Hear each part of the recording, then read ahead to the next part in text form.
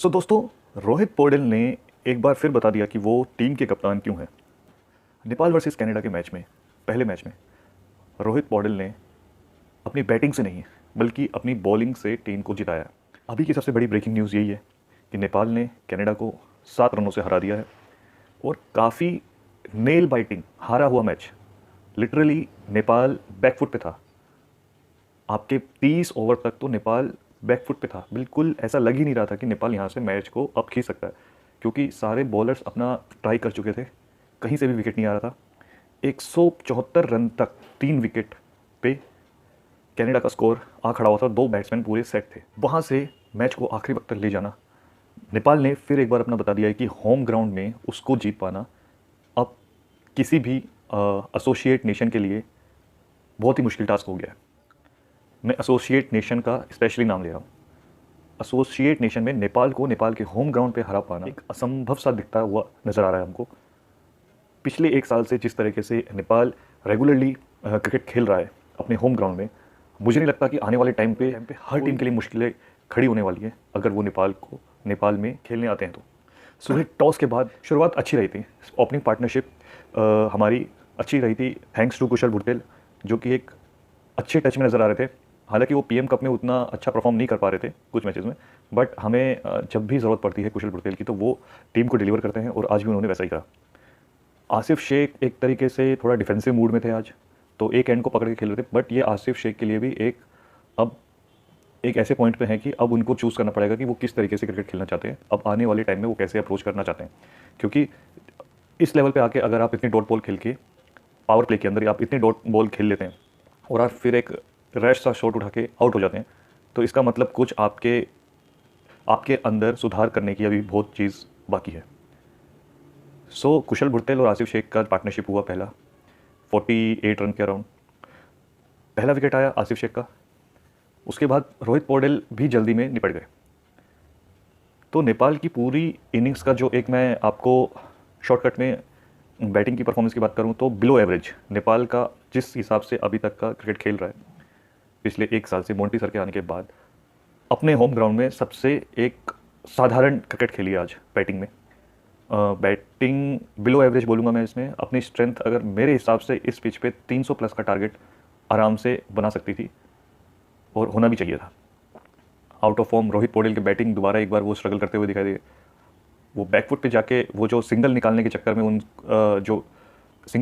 में वो अपना टॉप एज उनका लग गया और वो आउट हो चुके। तो रोहित पौडेल का भी एक ख़राब फॉर्म रेगुलरली अभी रिसेंटली से थोड़ा अभी चल ही रहा है। उनको बैटिंग पे अभी और ज़्यादा ध्यान देने की ज़रूरत है, थोड़ा संभल के खेलने की ज़रूरत है। फिर बात करता हूँ कि भीम शार्की आए। भीम शार्की थोड़े प्रॉमिसिंग दिख रहे थे, बट फिर एक बार वो भी ज़्यादा कुछ खास कर नहीं पाए। आरिफ शेख ने कुछ एक एंड को पकड़ के रखा कुछ देर तक, 38 रन बनाए।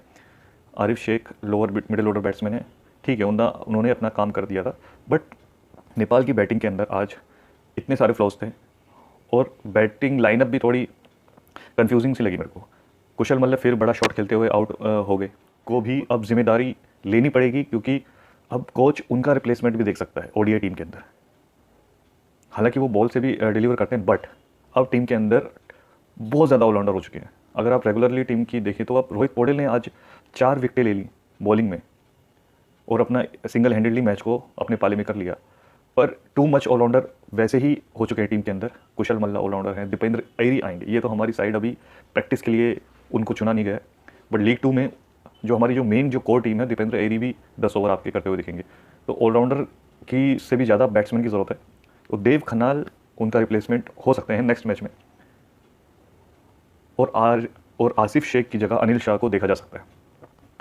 तो इन दोनों को अभी बहुत संभल के चलना पड़ेगा अपनी परफॉर्मेंस को लेके, और कोच बिल्कुल रेडी हैं लाइक टू लाइक रिप्लेसमेंट के लिए। जिस पोजीशन पे जो प्लेयर परफॉर्मेंस नहीं दे पा रहा है तो उसका एक बैकअप तैयार हो चुका है टीम के अंदर। कंपटीशन का जो लेवल है वो बहुत हाई हो चुका है। अब आपको 1 से 2, दूसरा, तीसरा, 3 चांस से ज़्यादा मेरे हिसाब से अभी कोई किसी प्लेयर के पास नहीं है अपने आपको प्रूव करने का। अभी का टाइम ऐसा है कि आपने 3 मैच में अगर लगातार में परफॉर्मेंस अगर 2 मैच में नहीं आई तो आपको अगले मैच में रिप्लेस किया जा सकता है, और कोच भी यही ट्राई कर रहे हैं। तभी उनका इस सीरीज़ का मुद्दा यही है कि आप ज़्यादा से ज़्यादा मैच टाइम दीजिए और अपना बेंच स्ट्रेंथ को थोड़ा मजबूत करने के लिए ये टूर्नामेंट है भी, ये जो सीरीज़ है। बॉलिंग की जो परफॉर्मेंस है, देखिए फास्ट बॉलर्स के लिए सुबह मदद थी थोड़ी बहुत, हवा में नमी के कारण, बट बाद में दिन के टाइम पे जैसे ही धूप निकलती है, थोड़ी गर्मी बढ़ती है, टेम्परेचर राइज होता है, तो विकेट में फास्ट बॉलर्स के लिए उतना ज़्यादा कुछ रह नहीं जाता। टर्न आपको दिख ही रहा था कि रोहित पौडेल कितना टर्न कर रहे थे, आपका छठे स्टंप पे बॉल फेंक के भी वो बोल्ड कर रहे थे प्लेयर्स, बैट्समैन को। तो टर्न तो खूब था विकेट के अंदर। स्पिनर्स के लिए बहुत ज़्यादा मदद थी। और आज हमें पता चल गया कि मिडिल ऑर्डर्स में तो आज संदीप लामिछाने की कमी खूब खली हमें, क्योंकि वही थे जो मिडिल ओवर्स में हमको विकेट निकाल के देते थे। आज जो 174 तक जो 3 ही विकेट थे, एक तरफा मैच जो लग रहा था, वो उस समय इतना वेट नहीं, अगर संदीप हमारे साथ होते तो हमें इतना वेट नहीं करना पड़ता, वो भी नेपाल की कंडीशन में, हमारे होम ग्राउंड के अंदर। हमको कनाडा जैसी टीम के साथ हमको विकेट ना मिले, ऐसा हो ही नहीं सकता था। बट उस चीज़ की कमी को कुछ हद तक पूरा किया, फाइट बैक दी है रोहित पौडेल का स्पेल जो था। अभी भी हमको एक लेग स्पिनर या रिस्ट स्पिनर की काफ़ी ज़रूरत है टीम के अंदर, बैलेंस आउट करने के लिए। लेफ्ट आर्म, अब सूर्य तमांग से उम्मीदें थी, पर आज वो खड़े नहीं उतर पाए, उनको चांस मिला, बट वो आज सबसे ज़्यादा रन देकर बैठे और उनके ओवर भी पूरे नहीं हुए और विकेट भी नहीं मिली उन्हें। तो सूर्य तमांग नेक्स्ट मैच में तो शायद ड्रॉप हो सकते हैं। सो ओवरऑल देखा जाए तो विन तो देखिए विन होता है चाहे जैसे भी आए, बट परफॉर्मेंस वाइज देखा जाए तो बॉलिंग ठीक ठाक थी, उतनी अच्छी नहीं बोलूँगा। बैटिंग में कनाडा के जो लास्ट का जो टेल था, उन्होंने फाइट बैक नहीं दे पाए, खड़े नहीं रह पाए, उसकी वजह से हमारे स्पिनर्स को चांस मिला, वो अटैक पे अटैक करते गए। और बॉलिंग में भी काफ़ी सुधार करने की जरूरत है। अगर रोहित पौडेल 4 विकेट ले रहे हैं और हमारे प्रीमियम जो मेन बॉलर हैं वो विकेट नहीं ले पा रहे, तो इस पर भी कुछ हमें सोचना पड़ेगा। हाँ, बेटर होता है ऑलराउंडर्स होना, पर वो कभी कभार के लिए, छोटे टीम के लिए ऑलराउंडर होना ठीक है, बड़ी टीम्स के सामने आपको प्रॉपर बैट्समैन और प्रॉपर बॉलर्स ही मैच आपको जिता पाएंगे। टीम में बैलेंस करने के ऑलराउंडर्स ठीक रहते हैं, बट ज़्यादा डिपेंडेंट हो जाना ऑलराउंडर्स के ऊपर, वो भी ठीक नहीं। तो गाइज़, नेक्स्ट मैच में हम देखना चाहते हैं कि कुछ चेंजेस हों। बैटिंग लाइनअप में मैं अनिल शाह को ऊपर देखना चाहता हूँ आसिफ की जगह में, और देव खन्नाल को देखना चाहता हूँ भीम शार्की की जगह में। मिले रीजन ढक्काल ने आज अच्छी बॉलिंग करी। रीजन ढक्काल को मैं चाहता हूँ कि वो तीनों मैचेस पूरे उनको गेम टाइम दिया जाए, नया डेब्यू है, उनका मोटिवेशन भी बढ़ेगा और आने वाले टाइम पे हमको लेफ्ट आर्म पेसर्स की जरूरत पड़ने वाली है, जो लीग 2 की सीरीज़ है उसके लिए भी। तो ओवरऑल देखा जाए तो मैच हम जीत चुके हैं। इस वीडियो के लिए सिर्फ इतना ही। नेक्स्ट मैच में एक और वीडियो लेके आपके सामने हाजिर होंगे। तब तक के लिए नमस्कार।